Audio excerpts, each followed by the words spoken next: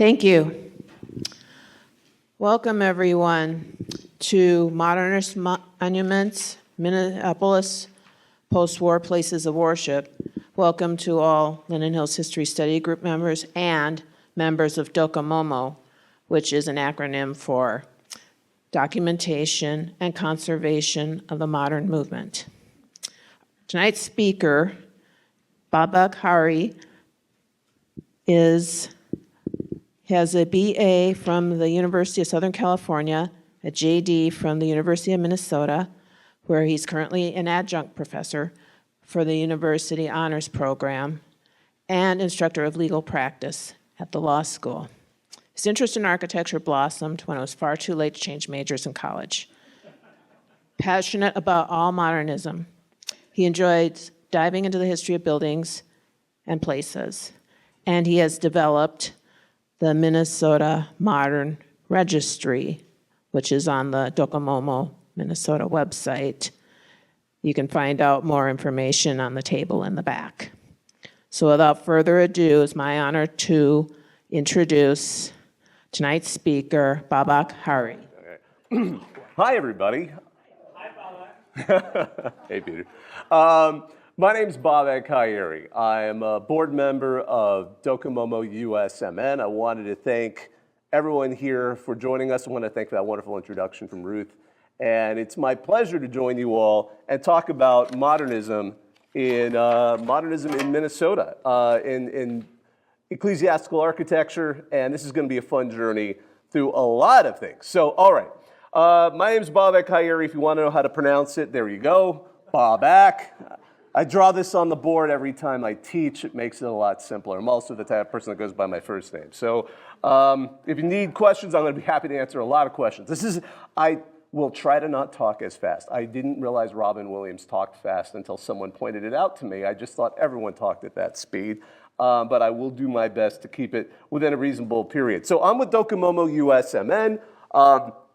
As I pointed out, we're into documenting and conserving the modernist movement.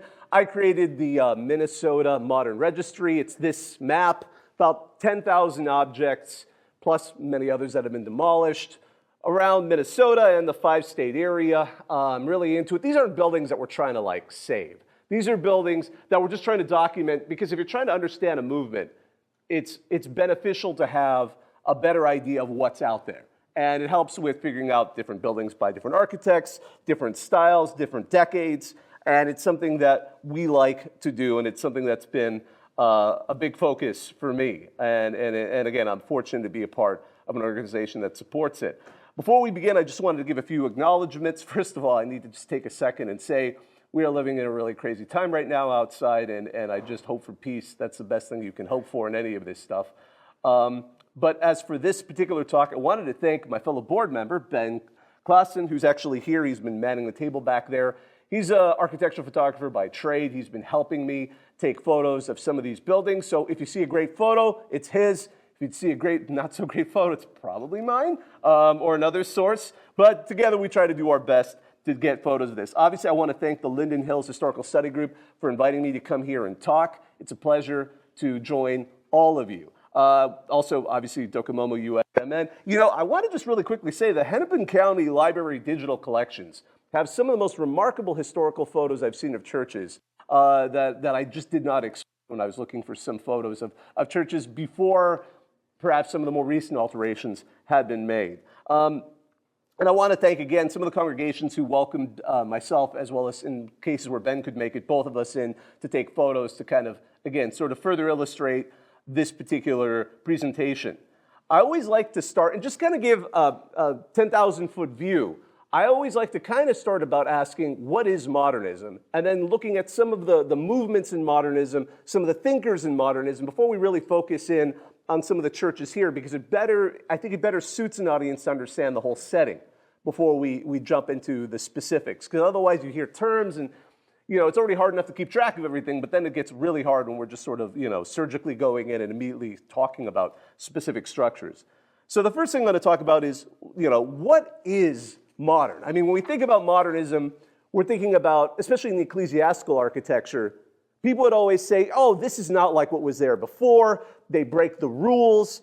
They looked like they were designed by people who have no idea what they were doing. They were barbarians. Of course, I'm referring to the Basilica of Saint Denis, what we consider the first example of Gothic architecture. The interior, look at this. This looks nothing like Romanesque architecture. What were they doing? How do you criticize people in France who are barbarians? You call them Goths. So Gothic is where the name came, and they ran with it. It stuck, and now we associate it with this. But really, Gothic architecture is a great example of modernism before there was modernism. This is maximizing what you can do with stone in order to create massive amounts of glass. It hadn't really been done before.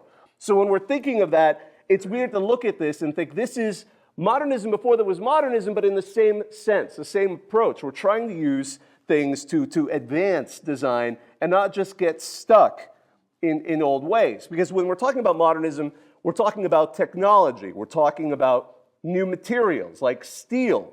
We're talking about concrete. Now, this is, before, I just want to take a quick side note. I'm happy this is a nice longer lecture so I can talk about this. Over in Excelsior, there is one of the rare examples of early concrete use in the United States. This is literally one of maybe 5 or 6 that they know that go back to this, and it's still there, Trinity Episcopal Church. If you go up to it, you can see kind of, again, you can see, and this time I'm not going to point, I'm just going to use you guys can see the cursor? Okay, great. You can even see the pour, you can see the lines. It's very rough, like this was a article in the AIA Journal in September 68, where again, they mentioned it among some of the earliest examples of concrete in the United States. There it is a couple years ago. But it's an example of early concrete use. Now, reinforced concrete, when you pour concrete, pour metal into it, there's lots of ways to reinforce it.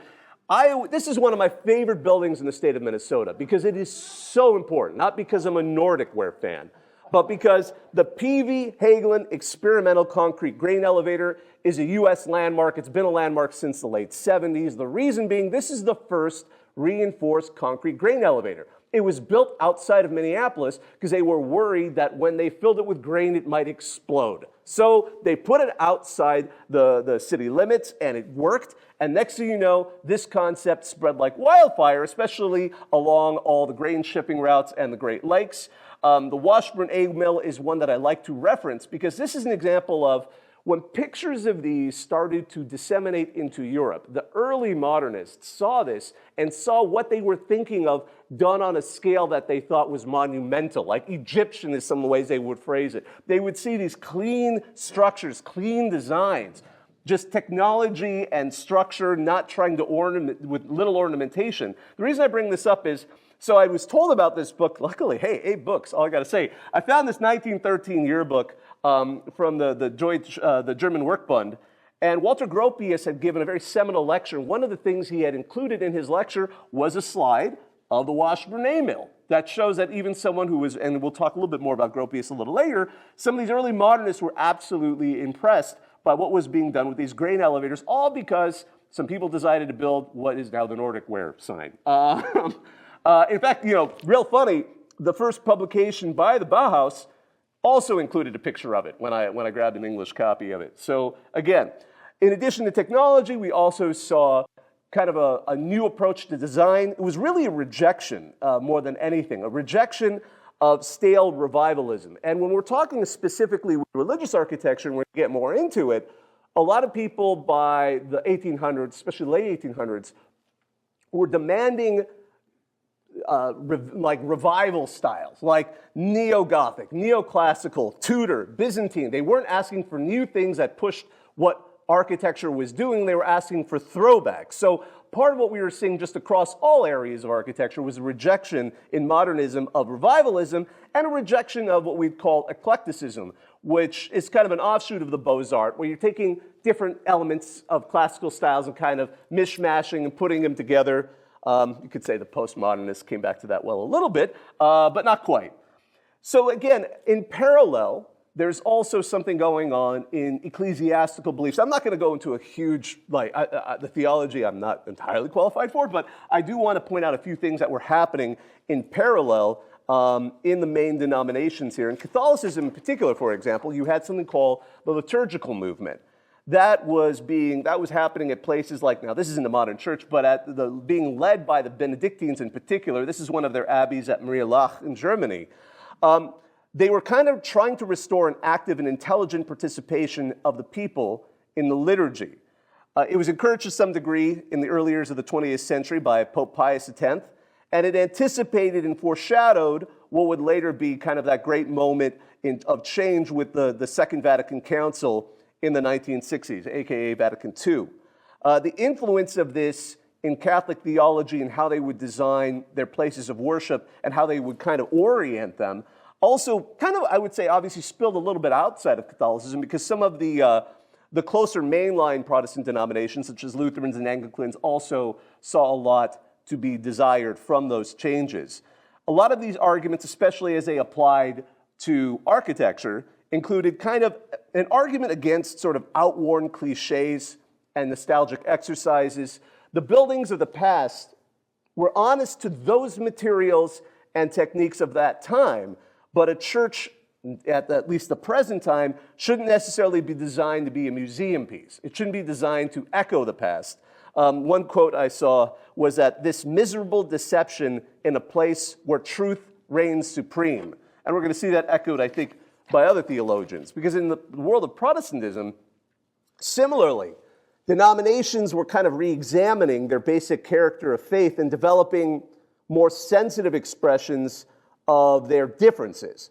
And the reason I say that is, when you think about it, a lot of the Protestant churches, I mean, if you really want to get into it, we'll get into it a little bit later with talking about Ed Sovik's beliefs, but the Protestant churches, if you know your history, during the Reformation, they basically took Catholic churches and a little bit of iconoclasm, a little bit of remixing, and they basically used the same structure again. So as the Protestant movement started to develop, and some of them started to develop their own traditions that were separate, the churches themselves were doing little to change with them, because people still wanted the revival styles that were still trying to design things which were actually what they were rejecting when many of them had split off. So again, one of my favorite examples of just kind of looking at an old church that shows many different elements is the Cologne Cathedral, which is gigantic. But the reason I like it is it shows some of the problems and some of the ideas that they were trying to get away with. Now, I'm just going to say, ignore this particular altar. This was added in the 60s. The original altar was way back here facing the apse. So the priest would be back there handling worship. You'd have the choir where the other priests were here. Maybe a choir screen, maybe, just similar to what we'll see in the Greek Orthodox Church and iconostasis. And then you'd have the people all the way over here. Now, part of the problem is, as beautiful as this is an acoustic nightmare. It's really hard to hear what's going on. Now, it wasn't as important in the traditional Catholic faith of the Middle Ages, because you couldn't really understand what they were saying. They were all speaking Latin, and you probably didn't speak it. Those in the, I don't want to call it the home audience, but those in back there, you'd have your prayer book and would give you things you could do alongside what the priests were doing. But you sometimes didn't have a full understanding of it. Now, the echoing and the chants certainly created a very atmospheric world for the parishioners, but they weren't always able to connect with it. It was more of a visual approach. And so with Protestantism, we saw an emphasis of sound over vision. And some of, one of the best arguments I've heard is Protestantism is, and its many arms, are religion of the ear and not the eye. I like to then make a reference to this design. This is actually one of the first design under the auspices of Martin Luther. So you could see his approach to designing something that brings a congregation a little closer. Now, obviously by today's standards, this is fairly ornate, and probably those chairs are a later addition. But we're trying to bring the congregation closer to the action. We want them to hear what's taking place. We want them to understand what's taking place. And it's a predominance of the congregation over the liturgical leader or leaders that would otherwise have been at the front, as we saw in that example in the Cologne Cathedral. So again, similar arguments were being made at this level, and the Protestants were making things that certainly Catholics would have somewhat agreed with. A creative that is being asked to imitate undercuts the honesty of self-expression and is deceiving them, though they would often, in the public, would like to be deceived. And it is only through the creation of new forms that Protestant churches could achieve an honest expression of their faith. Now, in Judaism, there were similar things being done. Now, abstract modern forms and traditional Jewish symbolism were seen as a way that could be more than mere cosmetic and to reflect Jewish history and art. We'll start to see structures that, instead of trying to echo churches from their areas, and historically that was a way to fit in, to look at Jewish symbols, like a mountain or the tent of meeting. A seminal moment, and we'll get into this a little bit later, occurred at a 1947 meeting of Reformed, a conference of Reformed congregations sponsored by the Union of American Hebrew Congregations to improve the quality of religious architecture. An architect there, Percival Goodman, we're going to talk about him as well a little bit later, gave a presentation on the holiness of beauty, explaining that the prevailing tendency to design in imitation of churches or even old synagogues was a great mistake, and that modern architecture was best suited to nurturing contemporary Jewish communities. All right, so the next phase I would like to talk to is just really give you, again, a big glance at stages of modernism. This is where you get to some fun church photos. I'm going to just say that right now. Starting with proto-modernism. What do I mean by that? That is where technology is being used but being camouflaged. So this kind of awkward transition phase as technology starts to work its way in. Starting here with Saint Augustine in Paris, this church, as you can see the dates, 1860s, uses an incredible amount of iron. Doesn't look like that from the exterior. Now when you pop on the inside, you look at the ceiling, okay, I can start to see the iron use here. I can start to see it, but it is being de-emphasized. They're still going in a more traditional style. When you look at the inside of the dome, you can again see some of the iron that is being used. But again, they're trying to use it in a way that doesn't emphasize, we're still trying to go towards traditional styles. Now, with steel, we have Notre Dame du Trevet, also in Paris, as we could see about 30 years later. This building may not look like it uses a lot of steel. However, on the inside, they started to give way and really let the steel do the talking. And it is just an absolutely dramatic effect. Similarly, with things like reinforced concrete, oh, actually, before I get to that, sorry, I wanted to give a local example. St. Mark's Episcopal Cathedral, right off of Hennepin in downtown Minneapolis. I like this example because you could see the steel skeleton that's actually holding up this structure as they gradually wall it up, stone it up, and kind of create a look like classical structures, but none of this is really holding it up. This is kind of again, a cosmetic addition. Now, this is attractive. I'm not saying it's not pretty and we don't need structures like this, but this is kind of an example of what we're talking about with proto-modernism. The guts of this is using modern technology, but it's being done in a way to look like the older styles. So again, the Cathedral de Sacré-Cœur d'Oran in Algeria, which is of course very heavily influenced by the French. This is an example of reinforced concrete being used in a way where it isn't entirely clear until you see the ceiling. Then you see, okay, the roof, now we're starting to see concrete domes. This particular structure had a young concrete pourer named Auguste Perret, who we're going to get back to in a little bit, very important later on. But he worked on this particular project with concrete. And again, materials, though, eventually start to influence the shape. So traditional designs edge into kind of a transitional structural rationalism. Dom Paul Belot was a trained architect who became a monk. And some of his early works, again, at the turn of the century, start to see his use of brick really start to expand into a creative way and really start to express itself. I wouldn't say clean line modernism or anything like that, but we start to see designs that get to be a bit remarkable and a little bit more of an interesting approach. Again, so, no, there's another one I forgot. Yeah, Koirabi. Some of his stuff is really interesting. His brickwork is fantastic. So then we're going to the fin de siècle, sort of the turn of the century, the end of the 18th century heading into the 19th century, and we'll start to see some of those design trends that I think more people are familiar with, like Art Nouveau.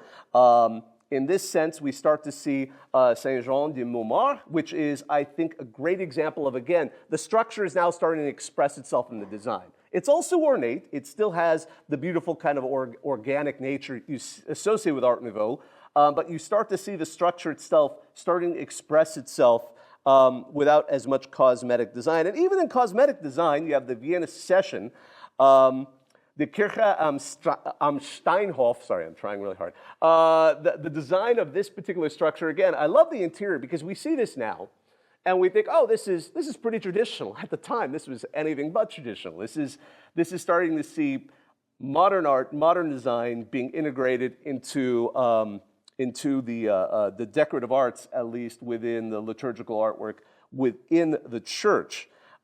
Similarly, you had modernisme, of course, happening in Catalonia with Antoni Gaudi probably being the most famous. Sagrada Familia, I mean, his approach was to basically reinvent the Middle Ages with total abandon of lyrical formality and creating things. I always joke it's like H.R. Geiger went to church. And it's just these fantastic designs. And hey, they're finally finishing it. Who knew?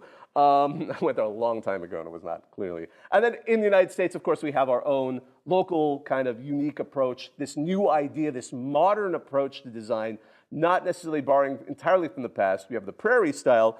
The lead example, I would say, of any church I would have to include here is Unity Temple in Chicago by Frank Lloyd Wright, breaking with tradition, creating all of these fantastic designs, the use of geometry, and I should say the last time I did this is ape-shaped design, the H-shaped design of the footprint. But you don't always have to go to Chicago. Right here in South Minneapolis, we have, again, I tend to use the original name of the church. This has changed quite a few times. In fact, we'll get back to the structure towards the end. Stewart Memorial Presbyterian Church by Purcell and Feek. William Purcell even said, it was a bit boasty, but he even claimed this is the first structure in the city of Minneapolis to be built by modern principles. His claim. But it is an absolutely remarkable design. It is kind of, you'd have to almost know where it is. It's sort of tucked by a freeway wall. But it is an example of the prairie style right here in Minneapolis. So World War I, the massive destruction and just the shattering of what people had hinged on their morality and their idea of what was right and wrong, led to some radical creativity. We started to see the Art Deco movement. Some great examples of churches, you know, the Boston Avenue Methodist Church in Tulsa, Bruce Goff, but maybe not entirely Bruce Goff. I love this example. The reason we're jumping all of a sudden to Ireland is we're going to be coming back to Barry Byrne, a Chicago-based architect, and I wanted to show photos I took last summer. Church of Christ the King in Cork, Ireland. You see this kind of really interesting structure on the outside. You walk in and poof, just the expansiveness of it it hits you. Like when you go in there, it is absolutely remarkable design. This super wide open space, he liked it, but he's going to try to refine it later. I think he felt that this was nice, but there are edges here where you don't quite, there are some bad seats. Let's just put it that way. There's some bad seats in this house. There are no really strong examples of Art Deco church design in the state of Minnesota, but just across the border in Grand Forks, we have United Lutheran Church. We also have a synagogue by the same architect in Grand Forks as well. And in the other side of the state, Holy Cross Seminary, it's changed its name, in La Crosse. I like this as an example of how Gothic and Art Deco started to kind of blend a little bit in some church architecture. Now, there is a variation of kind of where we're going here, this kind of Art Deco ziggurat style. The Ivy Tower, originally the Second Church of Christ Scientist in downtown.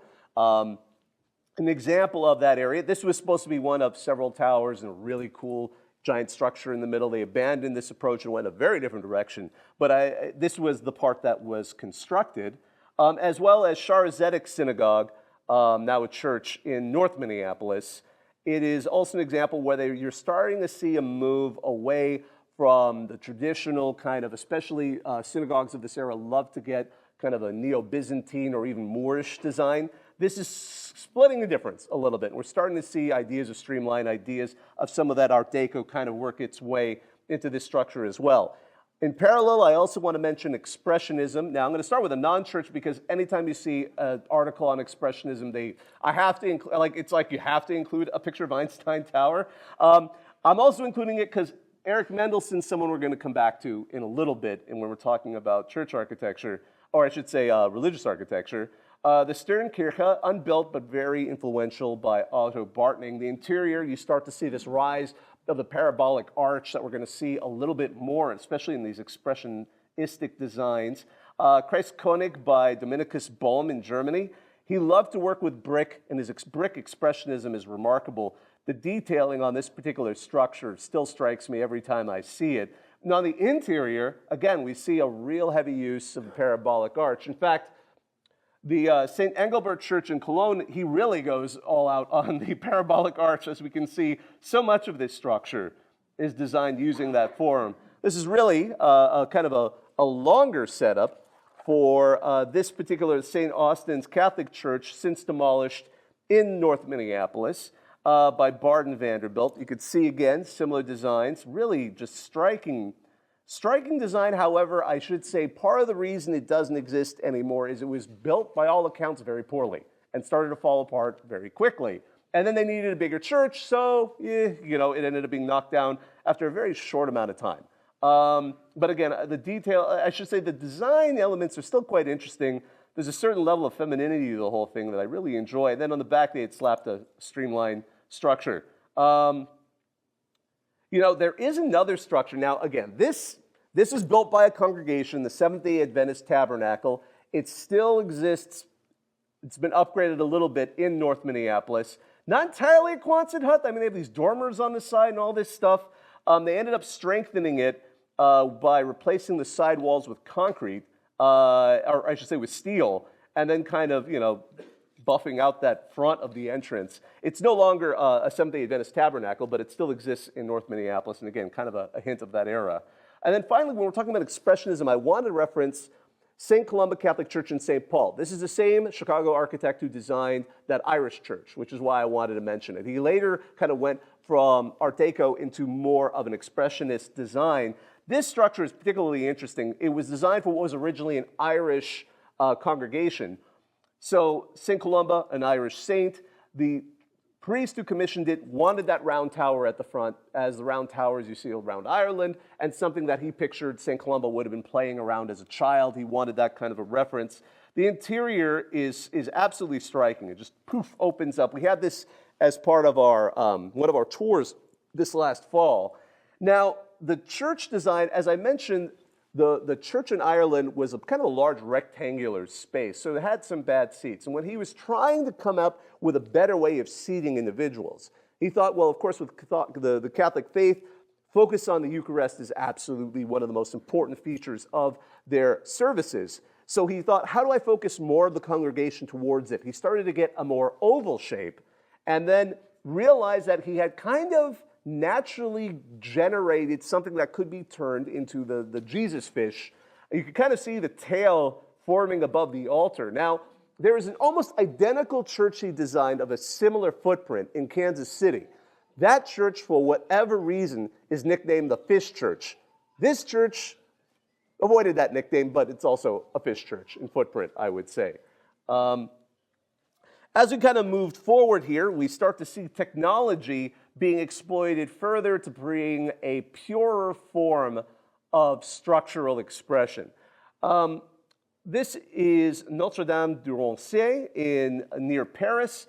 Now, Auguste Perret, I mentioned him, he was helping with the concrete pour on that Algerian church, and he got really into concrete and what it could do. Now, from the exterior, looks a bit Art Deco, looks kind of interesting, but then when you look at the interior, you see exactly how far he decided to take concrete. He decided to show that using concrete, you could create spans that were otherwise, at least in church design, unheard of. You could really make these complete walls of glass. Now, when this particular church was designed, it was actually called brutal by the French press. Not brutalist, we'll get to that in a second, but it was just considered kind of this rough idea, this kind of intense design. Historian critic Henry Russell Hitchcock stated, when Perret designed his church in Rancy, concrete came of age as a building material. Now, as progressive as this seems, over time, he became a reputation of a traditionalist, because if you look carefully at how he uses concrete, he isn't trying to use the plasticity to create some of the bold forms you see later. He's just doing post and lintel kind of designs that you would use with wood, that you would use with metal, that you'd use with traditional building materials. He kind of, just other than allowing for bigger spans, he didn't really quite go as far as some of the later modernists would go. But again, this was a church that changed how people viewed how you could do that. Now, the Stahlkirche in Cologne by Otto Bartning, this was an interesting concept. This was designed as part of an exposition on the use of steel. So he was commissioned to design a steel church. This was designed to be modular. When it was ready, it was built in 4 months. After, it was taken apart and rebuilt in Essen. And World War II happened, so it didn't survive. But it was a remarkable approach, and especially when you see the interior. Look at this. This is absolutely remarkable. Remember, we're talking about the Gothic approach to architecture and maximizing stone to create these giant windows that you otherwise were not having in stone design. This takes that to the extreme. This is almost all windows. And just a remarkable design, and one that, again, it's a shame it didn't survive, but is absolutely a great example of technology being pushed further in kind of an extreme way. Now, and actually, I always love this view because you can see it echoes another church somewhat. I'm going to just say a little bit on the international style.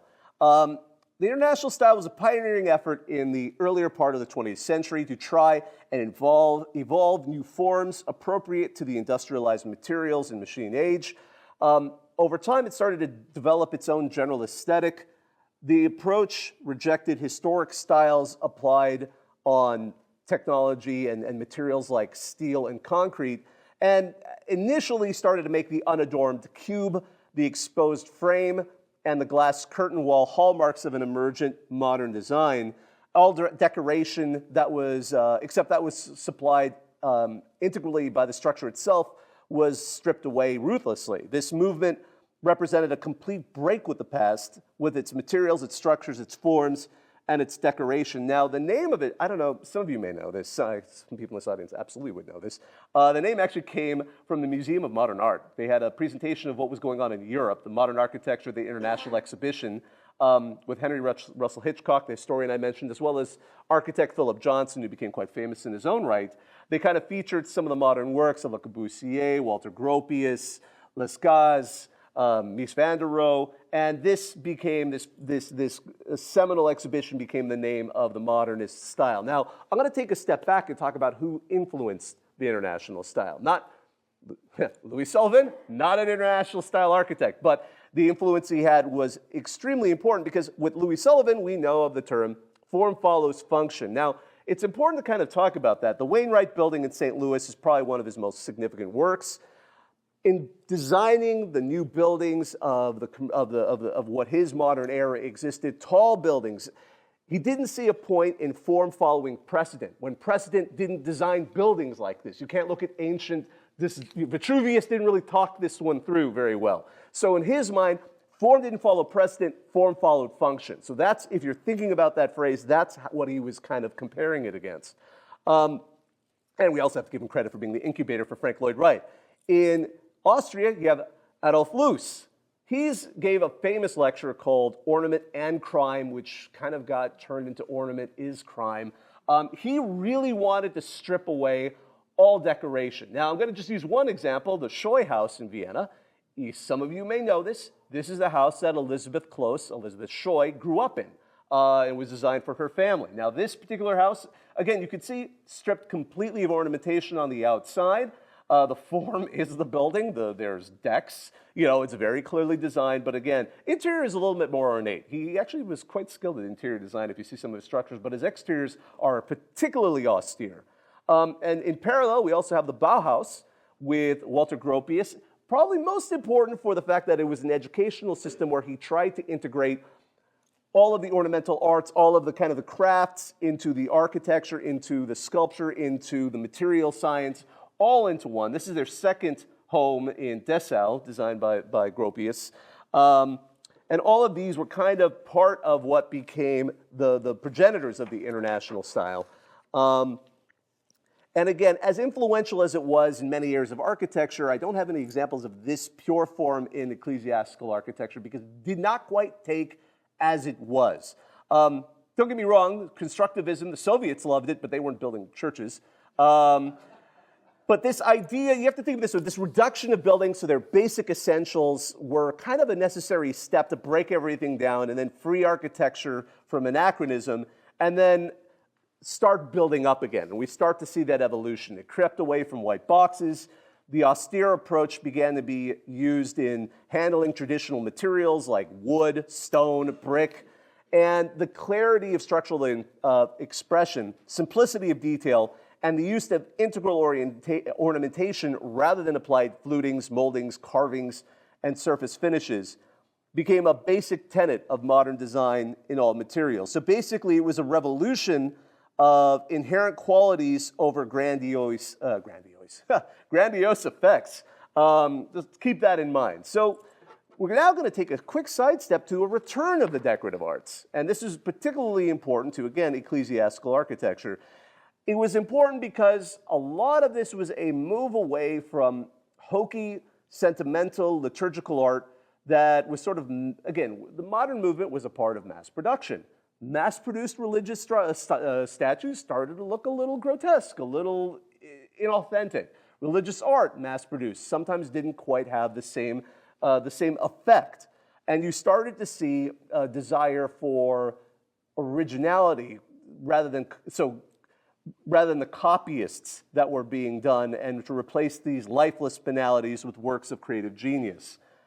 I just include this because this is one of the best photos of a priest I've ever seen. This is Marie-Hélène Couturier.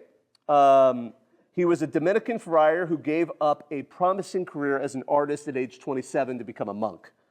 His writing is probably some of the most important in terms of opening the eyes of not only architects are willing to go with it, but really of the rest of the ecclesiastical world of the benefits of approaching modern art when you're talking about building a church. It doesn't just have to look like art that was from, the Middle Ages or the Renaissance.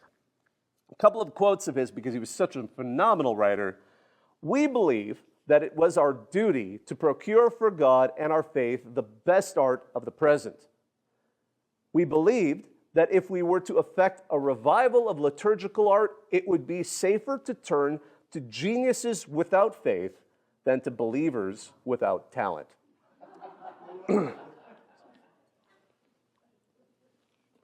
And as he was approaching this, because one of the quotes, I think, I'm going to give a smaller quote here that kind of indicates what he was thinking. One cannot help having noticed how the gifts of great artists operate in them in a manner exactly analogous to the workings of what theology calls the gifts of the Holy Spirit, which inspire the mystics and the saints, leading them infallibly to their goal without any rational explanation. So in his mind, these non-believers, non-Catholics or entirely non-believers, were still being guided by the same Holy Spirit that he believed in. And if they were being an honest expression of their religious designs, even if they were not exact believers in what he thought, they would be more authentic, and you'd get things that were more striking and that would speak to the public and be more authentic to the faith. Probably the most important project he worked on was Notre Dame du Tout Grâce du Plateau d'Assay, a hideous building. I want to be clear, no one admires the architecture of this structure. But the art in this structure, and I apologize for how poor these images are. When these go online, I don't want to have a copyright issue. He pulled together a remarkable collection of modern artists. So Rouault, Leger, Lurzat, Matisse, Braque, Richier, Bonnard, Lipschitz, Chagall. I mean, there were 14 different artists that he got together for the interior of this structure. And it is absolutely a mind-blowing expression of modern art, all approaching religious design. In fact, I think a few of them were actually Catholic and were just so happy that they got invited to finally do a church because their modern art had previously not been as welcome. Speaking of liturgical artists, in the Twin Cities we had, and I should say the state of Minnesota, we had Frank Kaczmarzyk, one of the most important liturgical consultants in the history of U.S. Ecclesiastical architecture. His probably most famous project was consulting with Marcel Breuer on the St. John's Abbey Church. I'm going to just say we have a good presentation on it. That's why I used this screenshot by Mary Dahlman Smith on the Docomomo website. I don't want to get too in the weeds in this, but if you get a chance, she gave a very nice hour-long lecture on Frank Kaczmarzyk, and a very interesting guy, and some of the influence he has had. All right, World War II. You may have heard of it. So this is, again, a different shift in direction. This is a moment where there were major effects. The brain drain from Europe to the United States and some of the great architectural minds, a move to more simple materials, as well as a rise in new materials. And immediately after World War II, we had a boom time for church denominations because there had been, obviously we had the Great Depression, lack of funds, so there was nothing people couldn't afford to build. During World War II, controls on materials, just there wasn't an opportunity to build as much. And then as a result, we know there was a great move towards a suburban sprawl, new communities, new identities through religion. At its peak, $2 million a day was being spent on church construction. And really, the rise in church, and this is where it gets fascinating, because by 1958, 63% of the population was affiliated with a church or synagogue. Part of the reason why, and it's a really compelling, interesting idea, as people were leaving the cities and going to the suburbs. Now, you might have been a member of a community in Little Italy. You might have been a member of a small Polish community. You move into the suburbs, and it's hard to associate with those same groups because it's not like everyone moved with each other. So suddenly, where do you identify with? Well, I'm Catholic. Well, I go to this church. And these churches started to become an opportunity for connections and communities to form again in some of these suburbs as well. Part of this is, again, really important to mention the mid-century style. The international style, as it has started to soften, began to develop into what we consider this mid-century style. The importance lies not in radical innovation, but to bridge a gap between the extremes of traditional and modern design. It brought warmth and familiarity without compromising the honesty of contemporary expression. We start to see individual styles form. We start to see some that are more severe or romantic, some that blend with nature, some that contrast with nature, regional expressions, and again, trying to achieve continuity with the building traditions of the communities in which they were. We're going to come back and really focus on this at the final stretch of this particular presentation. But just to mention a few other styles, brutalism. This name gets ruined quite a bit because people assume it means, again, the idea is honesty of the materials. Concrete is concrete, brick is brick. It's raw materials. It isn't a big, intense concrete box. So here's a big, intense concrete box. Unfortunately, we don't have this church anymore. It was in North Minneapolis, Fourth Baptist Church, this 1970s edition. This is a great example of brutalism. That concrete is concrete, and it isn't trying to be anything else. It does the cantilever. The brick isn't doing any weird things that brick doesn't do. It is brick. It is forming a wall, working with the concrete. These are raw materials being used in a form that tells you exactly what's up. That is a beautiful example of brutalism right there. We have late modernism. This starts to get a little more interesting. We start to see more sculptural designs. We start to see more expanses of one material. It starts to get, most people think of this as the office buildings that you see of the 70s and 80s, but we see this in other areas as well. Our Redeemer Lutheran Church in South Minneapolis, the Sovic Church. I'll explain Sovic in a little bit. This is, again, a little more structural, a little more sculptural. It became yellow. Here we are. I took this last fall. But again, a very sculptural design, as well as Hope Lutheran Church by Rolf Rapson. It's got a different name now, but again, many people have seen this as they're going towards the airport. And then we saw this rise. I just want to give a quick shout out to corporate minimalism, which is, I don't know how else to describe this. There are a pair of churches in Burnsville that hit this sweet spot in the mid-70s, where these designs actually were strikingly stripped down, intentionally designed as churches, even though, like the second one, really didn't look like it was originally designed as a church, but they were. This is a very brief moment. There aren't a whole lot of examples of this in the United States. Two of them happen to be in Burnsville. And then one last reference to postmodernism, because we actually have a remarkable example of it in the Twin Cities. Colonial Church of Edina, it's got one of those more recent names now where it's like a two-word name, like the river, the hope, I don't know. Every church seems to now be going with that. The tent. It is a remarkable design. It was one of the last designs by Richard Hamill, and it won a national AIA award for its creativity in kind of blending to the traditional of a classic New England meeting house with, again, some of the modern-esque designs that you know now. They added the top of the steeple a little later. It's been altered somewhat over the years, but again, it was a remarkable example of postmodernism that isn't really the kitsch that people think when they think of postmodernism. One other really light reference is the American Indian Evangelical Church in North Minneapolis. This was replacing a church that had burned down. They built it very quickly, but again, it has a lot of interesting forms and references in its design. I wanted to take a second to talk about some of the big thinkers in modernism and church and temple form givers. I have to start with Frank Lloyd Wright. As the AIA said, the greatest American architect of all time. Probably also Frank Lloyd Wright was very proud to say that about himself. You really have to think about Frank Lloyd Wright as looking for a happy medium between function follows form, the old way, which in his mind created thick buildings that carried ornament too far, and those who took his mentor, Louis Sullivan's form follows function too far, which he thought only resulted in thin buildings that looked as though they were cut from cardboard and scissors, his quote. So of his churches, I wanted to mention First Unitarian Society of Madison. That was his home congregation. You see this good blending of, I love this photo of his hands and showing what he had intended with the design of the structure. And on the interior, again, you see his blending of local materials, organic design, and again, just sort of a welcoming, open, lighted space, as well as Beth Shalom Synagogue just outside of Philadelphia. Here you see, again, the form of a mountain. As I was saying, Jewish ecclesiastical design started to create forms that referenced its own core tenets rather than trying to echo a church. The interior of this thing is absolutely spectacular. While we do not have a Frank Lloyd Wright church in the state of Minnesota, we had one of his probably most gifted acolytes, John Howe, the right hand of Frank Lloyd Wright, because he had been the chief draftsman for many, many years, and he could do quite good justice, I'd say, to those designs. He designed the first Church of Christ Scientist in New Brighton.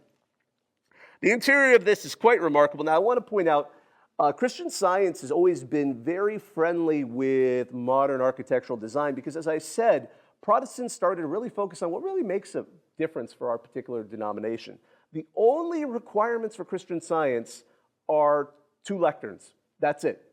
So when you only have that requirement, it allows for a lot of creativity. So this particular design, by the way, I have to say, he was asked why he put a planter right here. He said, no one wants to sit in the front row.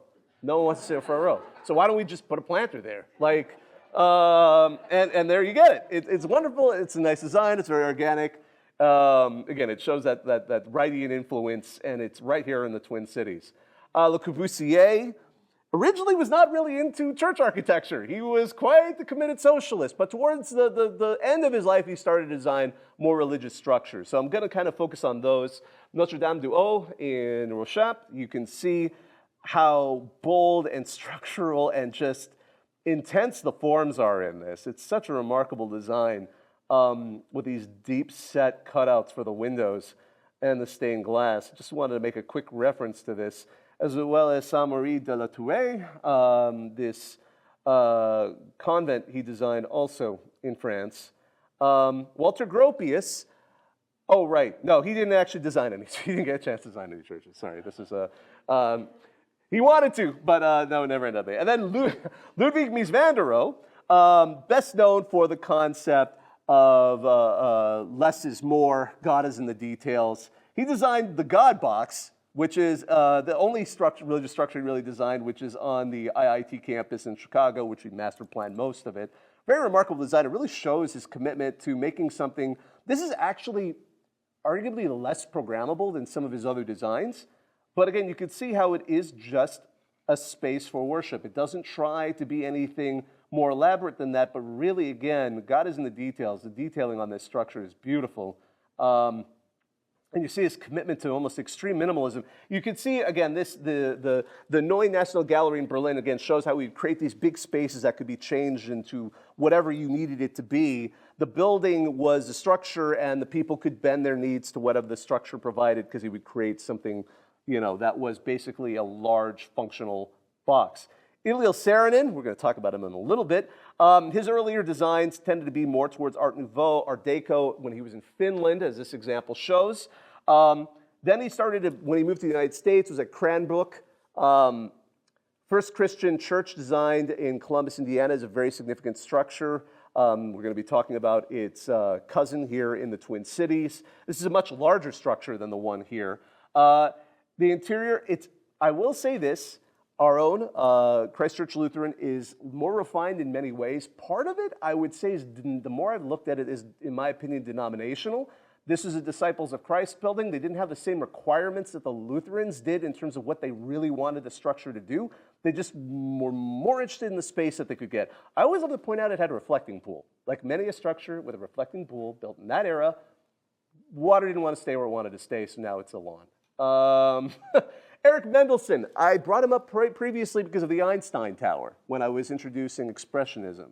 He was Jewish, but not a practicing Jew, although he had very, very strong views. So strong that he only ended up designing like 4 temples because congregations, from what I was reading, really were like, okay, let's go with the other guys. So the Percival Goodman got 54 temples, and Mendelsohn got 4. But he designed 4, they were all in the Midwest. He never lived in the Midwest. He lived in the East Coast, and then by the time he died, he was in San Francisco. I love this one in Cleveland. They're actually tidying it up right now. I believe it's being restored. I'm not sure what they're going to use it for. And then his final work was actually Mount Zion in St. Paul. Again, the design here, these 2 large forms, are calling to the mountain, again, of Jewish theology. We have, again, the tablets of the 10 Commandments in this form. The interior space is remarkable. It calls your eyes up to see the 10 Commandments. We have this lovely ark at the back, the flame. So many of these elements were treated so well in the design.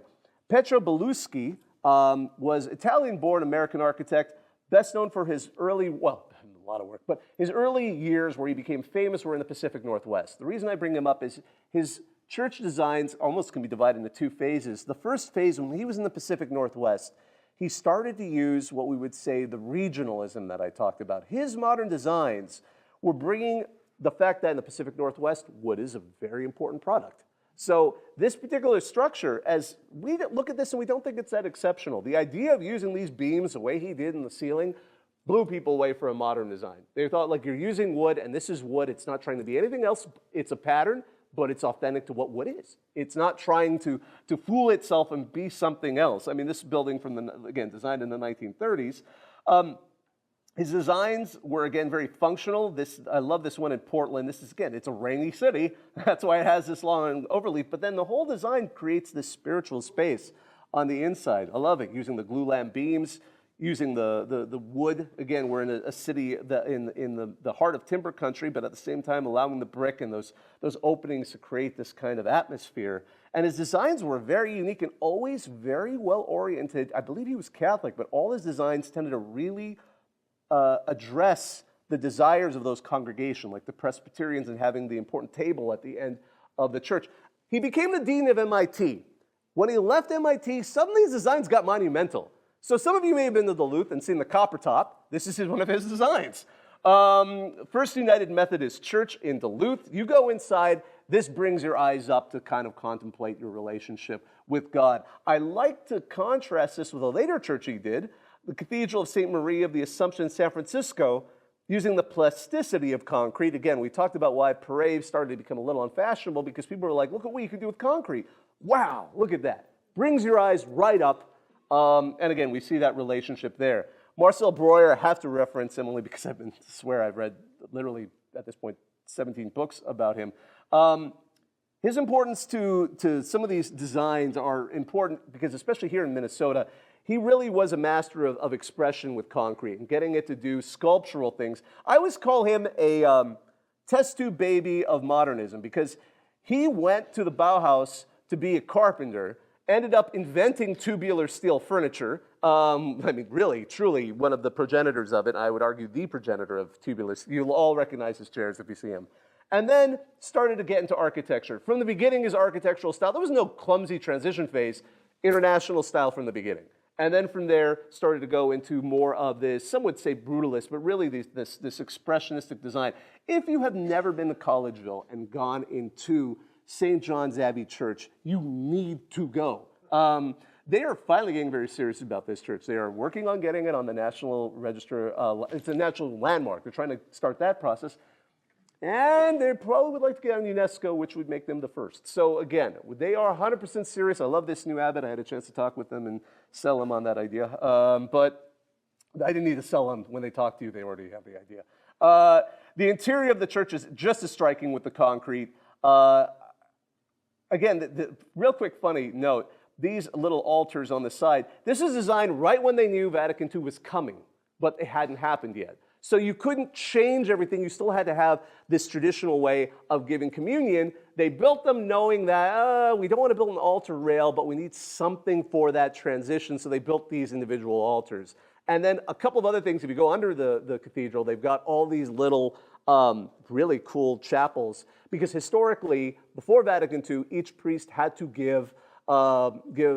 do a mass every day. When you have an abbey with a lot of priests, that you need space. So they would kind of, if you not to use a submarine term, but hot bunk these various spots so each priest could go through and do their thing. But they knew that Vatican II came, and then it was okay to all do it at once. So they have all these really cool altars and cool sculptural designs and art downstairs, but they really stopped using it within 5 years of building the structure. But you can't guess. The honeycomb design of the stained glass window is one of the most remarkable. Now, I will caveat, there was a very big fight over what design they used for it, but it is still a remarkable stained glass window. The way it's lit, by the way, that big banner we saw on the outside, it is designed because that faces north. It reflects the light off the banner back to light that stained glass window. And again, you could see these cool concrete forms, these folds. Funny enough, there's a church in St. Paul that clearly shows a little bit of an echo of it. Now, I don't want to completely insult the architects here. They came up with some other creative ideas. This is one of the most remarkable towers I've ever seen with that dangling cross. That is so unique. It's right off of 94 in St. Paul. Also, the Breuer designed in just outside Bismarck. It was originally the the Annunciation Priory in Bismarck. Now it's part of the University of Mary campus. Flat to represent the prairie. That really cool banner out front, you see the reference to it, this beautiful use of kind of contouring concrete on the inside, and these beautiful windows. Similarly, in, again, Muskegon, Michigan, he designed this really interesting church with these parabolic forms. Part of Breuer's curse was his best commissions ended up nowhere near where he lived in New York. And therefore, some have said that the critics and the tastemakers that could have truly made him bigger than he even was, just never really got around to seeing them because they were all the way out here. That's the interior of it. Percival Goodman, I keep referencing him because he gave that really important speech in '47 that really, really convinced a lot of congregations to approach modernism.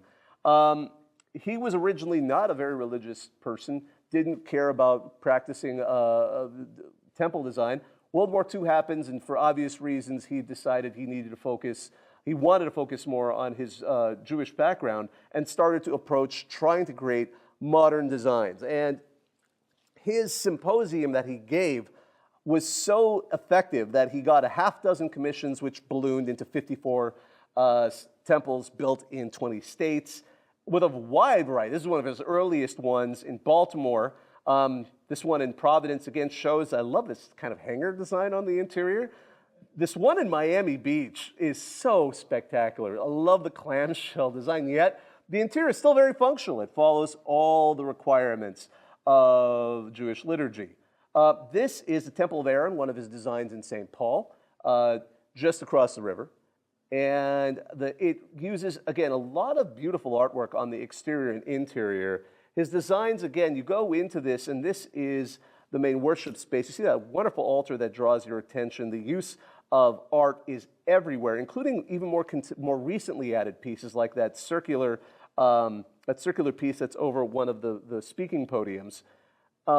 William Salzman, a local stained glass maker, created these wonderful stained glass windows. And again, I love this piece of art because you could tell it's been split in the middle. It's designed to come apart. We'll get to that in a second. Behind that is the Good Neighbor room. So the reason they built this is their previous location had a catastrophic fire.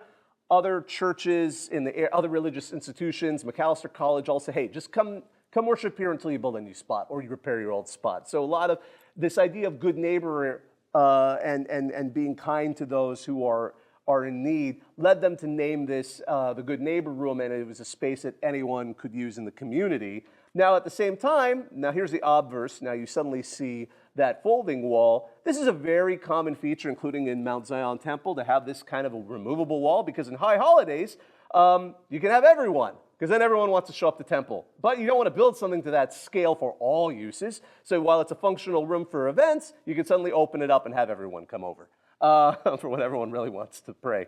And again, the exterior has lots of great art. You know, this is Shara Zedek in the Detroit area. Again, another one of Percival Goodman's designs that is remarkable. He was really great at variety. Iriel Saarinen, the son of Eliel Saarinen. I just wanted to mention the MIT chapel. He's designed a few ecclesiastical structures in Cambridge.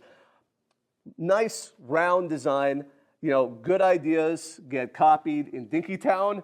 A few years later, this appeared as an addition to one of the University Lutheran Church. It's a Sovic design, but I will absolutely die on the hill that this was clearly an influence of that particular design.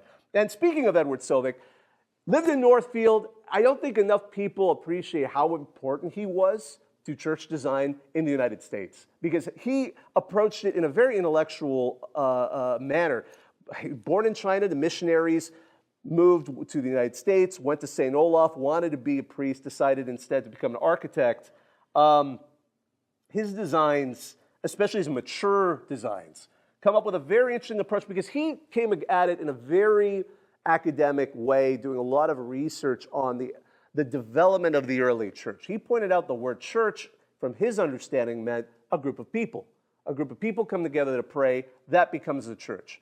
But because, of course, as the church was growing, it took over the temples, the Roman temples that were around them. Those were changed into churches. The word church started to blur into the structure itself. And in his view, getting to an honest expression of church meant creating a very functional space that didn't necessarily lend itself to what we think of in a traditional church design. So his interiors, especially his mature interiors, tended to be extremely programmable. He finally got rid of pews and had chairs. He was able to have altars that could be disassembled and moved to the side. So when you weren't having a religious service that was the church with the people, it could be used for a civic event, it could be used for a concert. His concert hall, actually, that he designed at St. Olaf is one of his more significant designs, I think. And that was part of what he brought to his designs. I just want to include one current architect, although he is quite up there. Tado Ando. I love his expression of pure form. The Church on the Water, as you can see, it's in Hokkaido. But really, the most famous piece he did, the Church of the Light outside Osaka. This is just one of the most striking designs I've ever seen of pure modernism. I mean, by the way, so there is glass there. Apparently, I read a fantastic interview where he's like, every time I go there, the priest is like, don't touch. He wants to remove the glass. He hates the fact that he had to put glass there. So he'll start to walk towards it like, don't you remove that. Like the priest will kind of like, don't remove the glass. Don't remove the glass. He's like, but the glass isn't it. I just wanted concrete and light. But anyway, so now we're at Minneapolis churches. How are we doing on time? Okay. I really wanted to talk about churches in Minneapolis and the modernist movement because the thing is, Minneapolis was at that cusp. Minneapolis is considered one of the cutting edges of the mid-century in church design. I love this article from 1952 in Architectural Forum, Anarchy in Our Churches. This is a positive thing. This is an excitement because finally architects are being allowed to not make revival styles. They were allowed to kind of create variety, create new things, new ideas, new approaches. This article actually mentioned 3 different churches in the state of Minnesota, St. John's Abbey, as well as a Unitarian church that we're going to get to in a second. The professor, Reverend Dr. Martin E. Marty, who passed away quite recently, was a preeminent theologian and religious historian at the University of Chicago. He gave a great interview with Studs Terkel in 1965 that I had a chance to listen to. And when he was talking about what makes church design exciting and the problem that so many of them had gotten stale, there are some parts, this is his quote, there are some parts of the country, the upper Midwest, the Scandinavian styles of Minnesota, that are some of the most exciting in the United States. And he was there was someone on the panel from Chicago, an architect, who also agreed with them. And really it was Minnesota and the Pacific Northwest for the fact that you had guys like Beluski using wood in ways that people were like, oh wow, look, you can have this kind of harmony, that brought this kind of modernism. I think part of the reason Minnesota became famous was, I would argue, Christ Church Lutheran. When it was built, it influenced so many churches. And we're going to show you that in a second. The before and the after of Christ Church Lutheran in church design is absolutely jaw-dropping when you start to see the designs that pop up. But let's go through some of these early churches in the state of Minnesota, especially in the Twin Cities.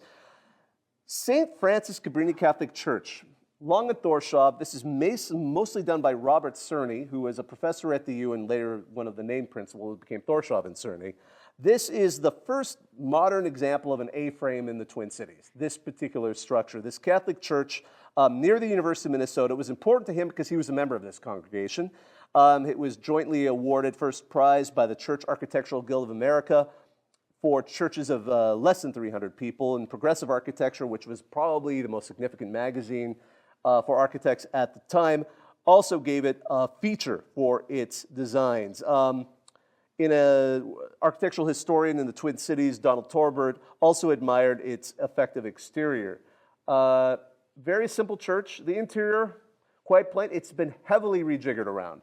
Let's see here. The interior, as you can see, they've kind of made it a U shape. This is post-Vatican II. This is usual. As you can see, it was probably facing towards the stained glass window, and now it's been curved. I couldn't take new photos because they're actually redoing it again, so I have actually no idea what it's going to look like next. There's actually a church not that far. It's closed now, Lake Harriet Christian Church, which also is a similar example of an early A-frame here in the Twin Cities. Right. So it was also a time of kind of awkward sort of like trying to figure out what design is. So St. Albert the Great Catholic Church, this is also in kind of Mid-South Minneapolis. I don't know exactly how to define it. This designed by an out-of-state architect from Nebraska. I think it goes in a classical, probably a little bit more of a Art Deco style because it's trying to echo the existing school from the 30s next to it. There was this unfortunate stage where they had this weird infill. I don't know what these are, black tile. Luckily, they got rid of it. It looks nice. It looks good. The inside isn't anything too amazing. It's got a little bit of that throwback to the Gothic style. St. George's Episcopal Church. Some of you may have seen it. I'm sure everyone's seen it if you live on the west side. Right on 100 and Minnetonka. It just closed. I didn't know that until I was doing research here. The last service was December 28th. It is now for sale. If you're looking for a church or know anyone who is, or maybe a synagogue or a mosque, please contact the Episcopal Church of Minnesota. They're the ones that are. But anyway, I love this design. I love this structure because it shows the evolution and the rush to design things because of the suburban sprawl. It was originally almost a hangar-style Quonset hut. It burned down. They built it again a little more solidly with actually a double hut behind it. And then in the 50s, they added the A-frame that is next to it as kind of, again, as the congregation expanded. So I love this example. By the way, I never appreciated this until I saw the interior picture. I love this little planter right there, right in the middle. Also, right over on France Avenue, it's now, I believe, called Cavalry. Again, I use the original names. Edina Baptist Church by Long and Thorshaw originally had this blocky entrance kind of tower there. They may have added a steeple later, but as you could see, it was a modern contemporary church in a style that now you look at and you're like, that's modern? I'm like, you'd be surprised. You'd be surprised. I like to use satellite imagery or aerial imagery. So you can see Edina Baptist up here. This is St. Peter's Lutheran Church before they added what we think of the Rapson part. It was just the kind of the initial educational wing down here. The church you now know goes right here. But it's fun to kind of see these things early on.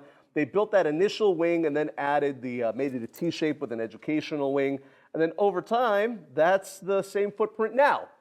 That church you saw is still in this building, and I'll show you exactly where it is. And there's the St. Peter's. We'll get to that in a second. So this is that church today. They got rid of that original square, blocky bell tower. I think they kind of made this part as a reference to it. That's the best I can get.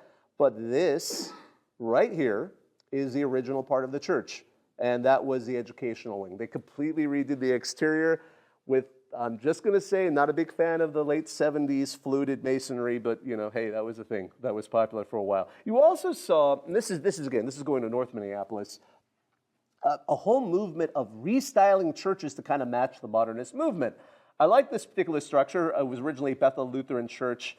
Again, you could see where they tried to make it modern in the front, but the back starts to look like the old, and the rear you see the traditional design that was still there.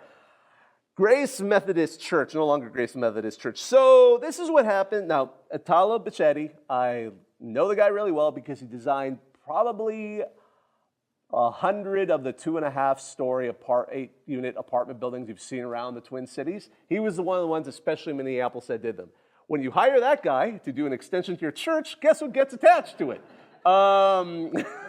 So some of them were less effective than others. This church no longer exists. It was originally built as St. Martin's Catholic Church. I want to use it as an example again of this kind of pastiche that you would get sometimes. This church has a fascinating history. Now, I want to be clear.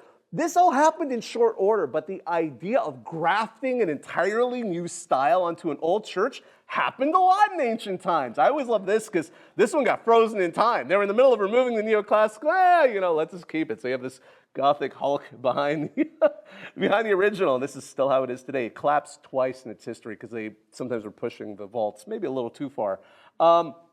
This is how that church in North Minneapolis was originally presented.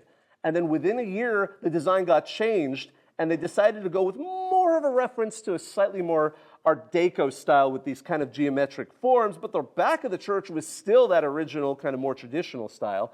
It had an unfortunate timing of being built just as the north side was being pulled apart for public housing. So this is far after all of it was built. There was like a decade where no one lived next to it, so the congregation basically vanished, and the Catholic Church put the congregation on pause and actually then sold it to a Protestant denomination, and they're the ones that thought, well, let's graft this on the front of it. So that's how you sometimes get these kind of oddball mishmash designs, but really it's an accelerated version of what we would see in some of the ancient times. Now, this is a very well composed, very important church. We're going to talk about real quick, Christ Church Lutheran.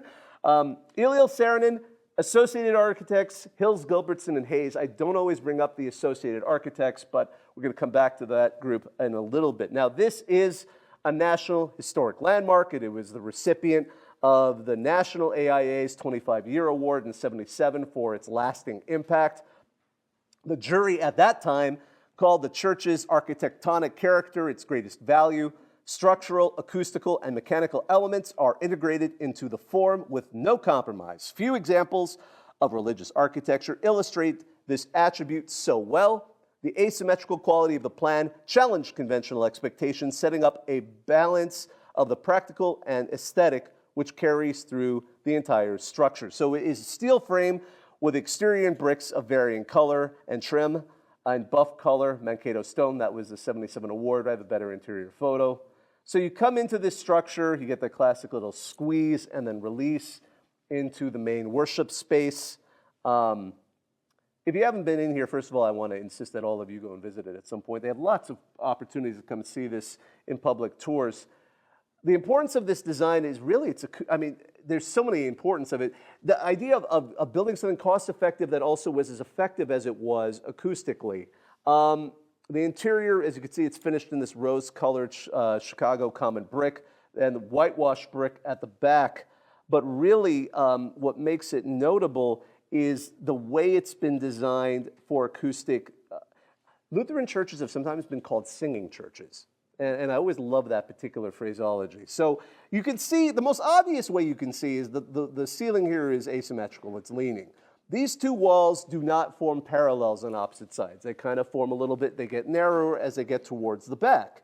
The wall curves over here for a couple of reasons. It brings light in reflected from this 32-foot glass wall into the nave without creating glare. It helps backlight the cross. It also creates another non-flat wall, which is great for acoustic purposes. As you can see, the wall on the right has these kind of undulating forms that, again, it breaks up the sound. So this is something, they use acoustic paneling on the underside of these kind of overhangs. It creates a good environment that is not only lets you focus on sort of what is being said, and again, the focus is on the sound, the focus is on the word, and as well as the music.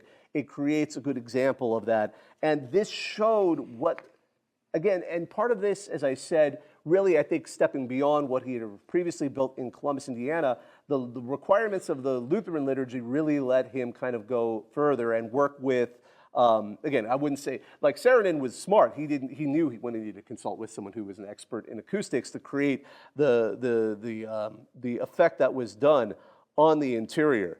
As Architectural Forum mentioned in 1950, it is a beautiful, unostentatious building of conservative contemporary design whose subtle detailing conceals highly scientific approach to acoustics, lighting, and heating. Famously, the reverend who had commissioned it told Saarinen he had hoped he wanted what would be an honest church. It is very compact on this site. One of the funniest contemporary complaints, like from the 1950s, that I read about this church was it is really hard to photograph because it is just packed into a very busy block, which I thought was kind of an interesting comment. You can see the use of Mankato stone. Another fellow Cranbrook artist did some of these sculptures that you see on the exterior. It has this nice courtyard.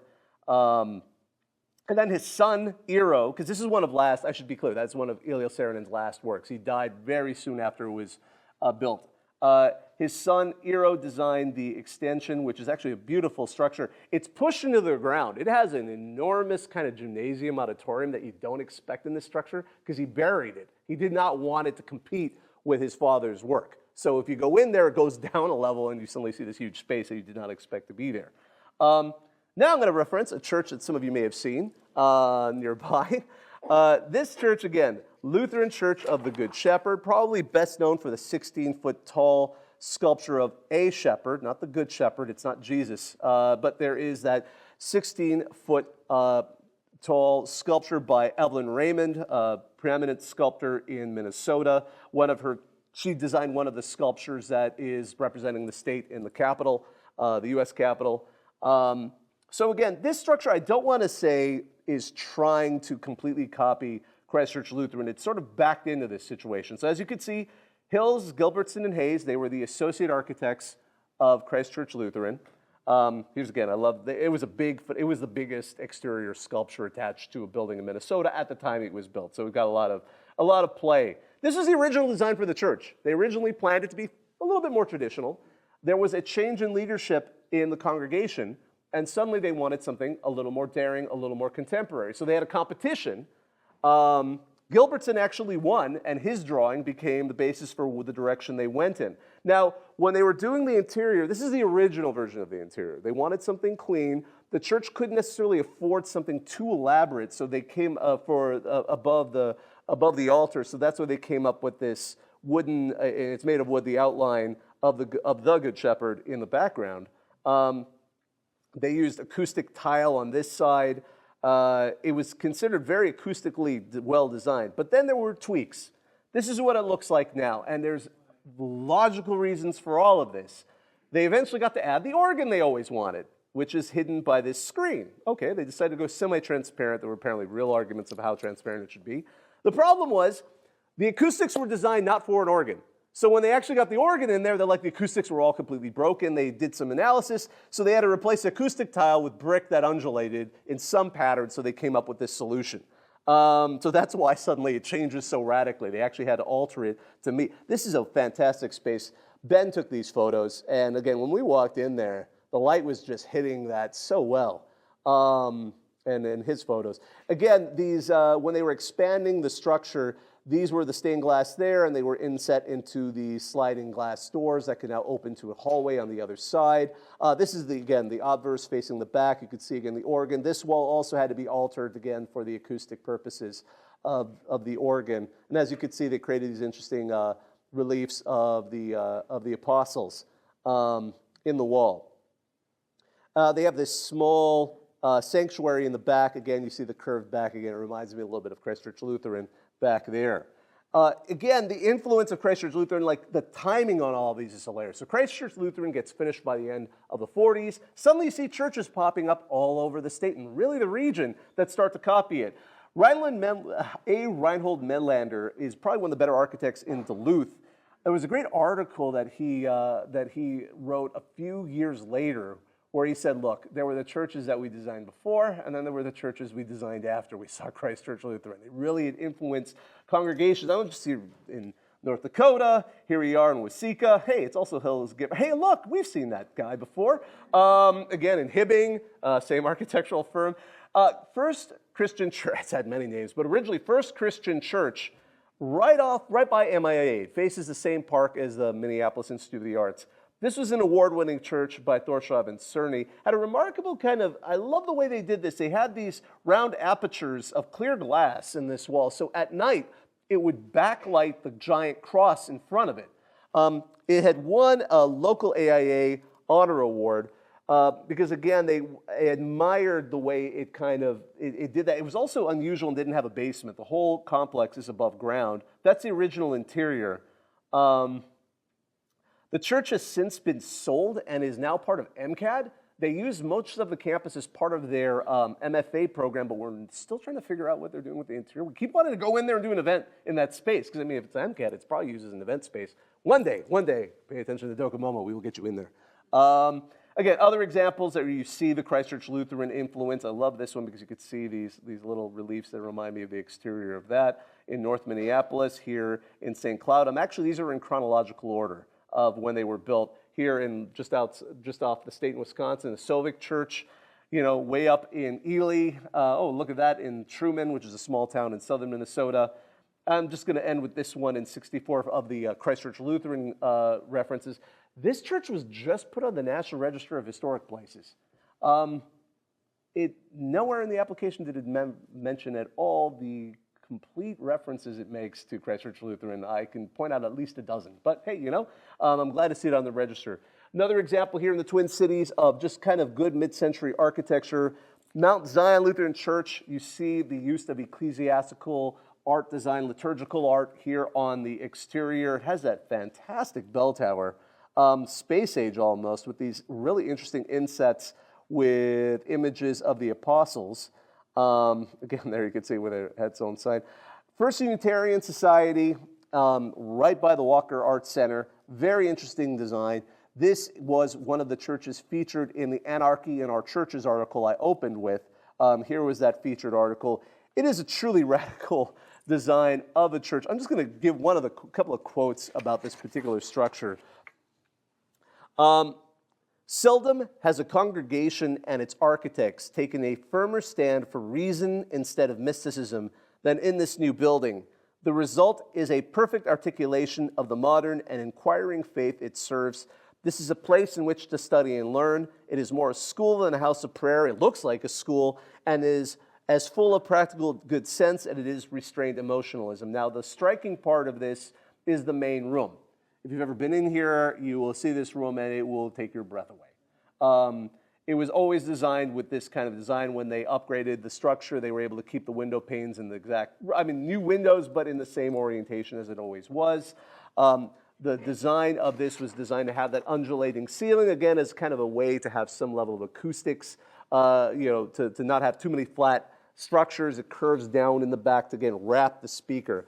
When it was featured in progressive architecture, they explained the ceiling wraps down visually to enfold the speaker, who is an interpreter of human relations with the universe. The large windows to the north expand the limit of the auditorium to include nature and perspective. Roy Thorshav, one of the principals of Thorshav and Cerny, was particularly proud of this because he was a member of a congregation and called it a contemporary building for contemporary religion. It's fascinating, too, because on the south side, the main entrance, it really doesn't look that enormous. It really hides itself. But then on the back, it opens up. I love this cloistered walkway. Oh, the purpose of it isn't 100% clear. That's the one thing that feels a little bit thrown on when you actually see how the building is designed. It has two of the best additions I've ever seen. This small section behind this block wall was an addition. This used to be glass walls to the exterior, but they built additional administrative space on the back side of it. That's, again, some of the rooms, some of the views. Nice view of that main auditorium. And again, the educational wing. The other addition is that used to be a single-loaded hallway educational wing, i.e. there were only rooms on one side of the hallway. They so skillfully added rooms on the other side that you would have to know that the building didn't have a double-loaded corridor on that side before it was built. Another example of this kind of unconventional design from the early 50s is Second Church of Christ Scientist, a building that is sadly falling apart before our eyes. Again, you could see Ivy Tower in the background. As I said, they abandoned the original plan and went with a very different design when they decided to build it. So they built this, a large auditorium with two lecterns. As you can see here, the original design. Just a very dramatic speaking space, a place to commiserate and talk about God. Now, they changed the entrance. It was originally facing this way. They did this addition and turned it around. The building is now no longer being used. It's owned, as far as I know, by a developer, and it is coming apart. There's another one in Excelsior, again, Church of Christ Science. It is the first Church of Christ Science. The city bought it, and they're trying to convert it right now into a performing arts space because, again, the requirements of this particular congregation were not so specific that the building is not adaptable. This is actually a revision of the interior. I gave a speech on it a while ago. But as you can see, the two lecterns, those kinds of designs weren't just limited, though, to Christian Science. This particular North Minneapolis Presbyterian Church, no longer a Presbyterian church, but originally Cavalry Presbyterian, shows this kind of asymmetrical design. Another church of this same era that I wanted to mention, Lake Harriet Methodist Church, just over here. You all, I'm talking to an audience that would know this. So the previous home of, again, now it's Lake Harriet United Methodist Church, was the dome in the middle of what we consider Linden. I always call it that dome that's right by all the shops in Linden Hills, that kind of cool structure. That was their previous location. And then they developed this one. Here's a cool model of it in 1951. 1956, I love this because you can really see how it was originally an L-shaped structure with, before they built the next educational wing in 1961. There you can see with the second educational wing on that side. The interior is very nice. Again, a very good example of mid-century modernism of that era. I just wanted to give a quick notification to it. And in downtown, we have St. Olaf Catholic Church, 1955. It replaced this church, which burned down. This is more known as a Skyway Church. The original design was very intense. You can see again pre-Vatican II. They had the rail between the parishioners and the priesthood. Here you can see in its situation today. They added that organ and a bunch of furniture that looks like it's from a 1990s office. I'm going to set that aside. But it's still very dramatic when you go inside. It has those wonderful stained glass windows. It's very welcoming. So St. Mary's Greek Orthodox Church, this I just wanted to mention this. This is a great example of an expression of the Greek Orthodox faith, Eastern Orthodox Church in modernism. This was designed by Thorshov and Cerny. It's very fascinating. You can see the references to Hagia Sophia and some of the great Eastern churches, as well as modern, Christ Pantocrator in the ceiling. The iconostasis, which hides the altar, which again is an important part of their faith. I have a bad feeling they're going to do some major alterations to the interior from what I had. A very nice, very welcoming priest, but I think there's some alterations they want to make it a little more traditional. It's right above B'nai Makaska. You've probably seen that anodized dome. St. Peter's Lutheran Church, just over yonder. Again, a very important work by Ralph Rapson. The idea of bringing, this is actually a British paper that featured it. The original exterior had a lot more glass. I'm going to get back to that in a second. Here you have some contemporary photos of when it was first finished. The idea of having, again, going back to an earlier version, an expression of Christ, of having people, the family of God around the table. I love that photo of the ceiling. That is still one of the most remarkable architectural photos I've seen. Again, the idea of going back to the original. They've since made it a lot more programmable and a lot more accessible, most certainly. One piece of controversy is they've made it not as transparent on the ground level, a little bit more imposing with the walls as they are now. Sorry, this is a knockoff up in the Iron Range. Just wanted to mention there too. So I'll skip over St. Bridget's. Let's see here. This is City Church, not far away. This is a really interesting sawtooth church. This began as the lower half, and then they added the second half under it. So the interior is hard to make. Normandale Lutheran Church, just off of 100, not far from here. I included. That was the original design for the church. Like many a church in 1954, that's what it looked like. You could see that little spot right there. That was the original building. This was Normandale, which of course is now Highway 100. The church adapted. They hired Karl Graffunder. At the time, he was running his firm as Graffunder Nagel to do a different design. So we had the structure that is there now. You could see it with the original bell tower. They then replaced that entire wing. This is how it looked like from the air. You could see they started to add the new educational wings. That's the old educational wing. They replaced that completely, and in the process, moved the bell tower to a different spot. That's the interior of it. Trinity Lutheran Church of Minnehaha Falls. I wanted to mention this one really quick because you could see the use of large concrete in a repeating pattern. They did a very nice job of creating these interesting spaces for stained glass. This is part of our tour last fall. This has been an extremely caringly done church. Arthur Flatten, the professor who used to teach Ed Sovic, did a lot of the artwork. He did a lot of artwork for many of Sovic's churches. The reference, though, in that church clearly is to the cadet chapel in the Air Force Academy, which used a very similar scheme. And also, you can see also in St. Peter's at Gustavus Adolphus, a similar use of concrete panels with these kind of use of glass in between them. Church of the Holy Name by Cerny Associates in South Minneapolis. I just wanted to mention how vast this particular church is and trying to figure out how to adapt Vatican II. It used to be even more open than it is now. Award-winning church for how it used these 4 gigantic piers to move all the mechanicals into a thick roof that held them all and create sort of spatial things for the idea of having chapels, confessionals at all. It used to not have a wall back here. It won an award, but the one thing they mentioned when they gave this church an award was these quote-unquote apparitional door closers that appear behind the altar. So that was always kind of that's why if you're specifying, don't just tell the builder put a door. Maybe be a little more specific on how you want that door to look. That's one of the priests just finally said enough is enough. And Ben, bless his heart, when he was doing this photo, realized this is actually not dead center. It didn't need to not be dead. It didn't need to be asymmetrical. But anyway, they had their Christmas tree back there, so it's practical. I wanted to really quick a quick reference to Wayman AME Church in North Minneapolis. This is one of the cooler looking designs I've seen out there. This wizard hat rocket ship, space age, leaping up into the sky. Not far away is Zion Baptist Church. It replaced this church. It's one of the oldest African-American congregations in the state. This is by Lorenzo Pete Williams, probably the most prominent black mid-century architect of the state of Minnesota. Did many buildings you've seen around the state. But this church, it's remarkable. The brick changes color every time I look at it. It's a very open space, very just light. It showers its congregation in light. This was not far away. I just wanted to make a reference. So Linden Hills Congregational Church did this addition on the back before they demolished it for houses. Again, it was kind of interesting to see how you'd see these modernist things attached to the back. Bethel Synagogue, St. Louis Park, not far away.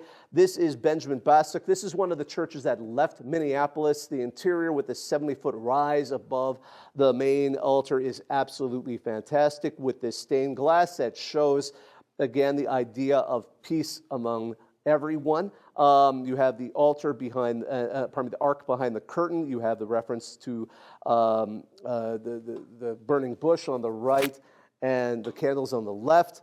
And one last thought I wanted to talk about is the second life of buildings renewed. Sometimes you see structures used for different congregations or different uses. This is one of my favorites. This is an American Legion post in Minneapolis on Central Avenue, designed by Karl Graffunder. This was originally designed as, again, a big space for social conversation. And on the inside of it, it became a very easy adaptation to being turned into a mosque. Similarly, Stewart Presbyterian Memorial Church is now Masjid Al-Hikmah. So it is now a prairie-style mosque. I don't know how many of them there are in the world, but we now have one in Minneapolis, as well as this award-winning church in St. Cloud that was also turned into the Central Minnesota Islamic Center. And finally, Lutheran Church of the Reformation in St. Louis Park by Hamel and Green. Now Wat Promachirayan, and I've worked on that so many times. The monks there were very kind and let us in, and we took some great photos of how this Lutheran church was converted into, by the way, the 2 phases of this church each won awards. It's a very rare example of that. The interior, as you can see, has been turned into a functional Buddhist temple, and they use this section now as a functional space for use. They have voting there, and they added this on the back so they can have things like a Thai community summer festival. So that's it. My name's Bobak Ha'Eri. If you have any questions, I'll stick around. You see my email there. Hit me up.